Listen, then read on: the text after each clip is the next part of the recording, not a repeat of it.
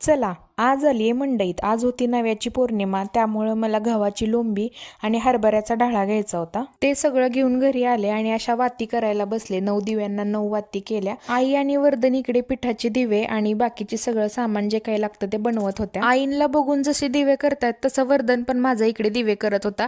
तो का खाली एक दिवा ठेवला आणि हातातनं अजून 2 दिवे वर्धननी बनवले होते.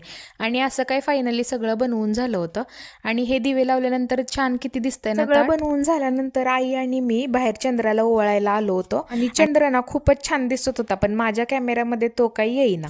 म्हणलं जाऊ देत, आपल्या डोळ्यांना तर दिसतोय ना. मग नैवेद्य दाखवून छान असा घेतला आणि आईंना म्हणलं तुम्ही पण ओवाळून घ्या. त्यांनी पण ओवाळून घेतलं आणि हे मला म्हणले आता चल नारळ फोडून घे नैवेद्याला. आता काही जणांकडे स्त्रियांनी नारळ फोडलेला चालत नाही, पण आमच्याकडे सगळं चालतं. असा नारळ फोडून घेतला आणि चंद्राला नैवेद्य दाखवला. हे सगळं करून घरात गेलो आणि नैवेद्याचं ताट हे देवापुढं ठेवलं. मस्तपैकी पुरणपोळीचं जेवण केलं. चला भेटू नेक्स्ट व्लॉग मध्ये, तोपर्यंत बाय.